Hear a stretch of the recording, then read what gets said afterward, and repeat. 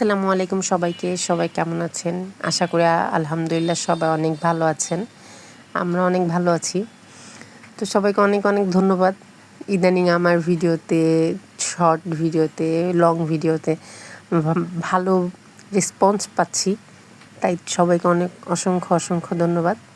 তো আজকে একটা টপিক নিয়ে কথা বলবো। হতে পারে আপনারা ভাবতে পারেন এটা একটা বলার বিষয় কিনা, বা এটা তো অহরহ হতেই থাকে, এটাকে বলার কি আছে।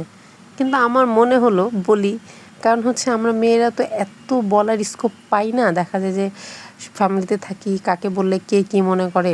কিন্তু এই জায়গাটা, এই প্ল্যাটফর্মটা হচ্ছে এমন একটা জায়গা যেখানে আমরা মনের কথা বলতে পারি। যে যেটা ভাবার ভাবুক, তো ওটা তো সামনাসামনি এসে ভাবছে না বা বলছে না। কিন্তু ফ্যামিলির মধ্যে হলে বলে হয় কি, জিনিসটা কাউকে কিছু বললে তার সাথে দেখা হচ্ছে, সে সেই কথাটাকে আবার বলছে, রিপিট করছে, শোনাচ্ছে, জিনিসটা আসলে খারাপ লাগে। তো আসলে আমাদের মতো মধ্যবিত্ত মায়েদের যে কত ধরনের স্যাক্রিফাইস হতে পারে, শুধু মা কেন, বাবারও। যেমন অনেকটা দিন ধরেই আমার মনে হচ্ছিল যে বাহিরের কিছু একটা খাই, যেটা সচরাচর আমাদের এখানে আমার কাছে খুব ভালো লাগে। তো এই জিনিসটা আমার কাছে খুবই ভালো লাগে। মিট বক্স আমার বাচ্চাদেরও খুব ভালো লাগে, তো আমারও ভালো লাগে। তো খেতে ইচ্ছা করছিল। এমন না যে আমার কাছে টাকা নেই, কিন্তু কথা হচ্ছে যখনই ভাবি যে খাবো, তখন ভাবি যে এই টাকাটা দিয়ে আমি আমার বাচ্চার জন্য এটা করতে পারবো, বাচ্চার জন্য ওটা করতে পারবো।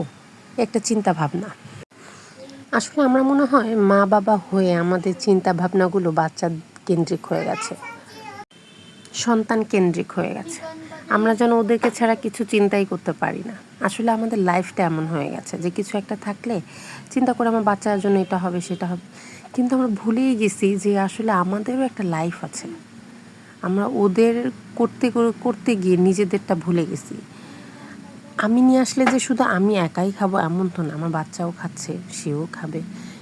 কথাটা হচ্ছে আমরা আনতেই চাই না, আমরা আমাদের নিজেদের জন্য করতে চাই না।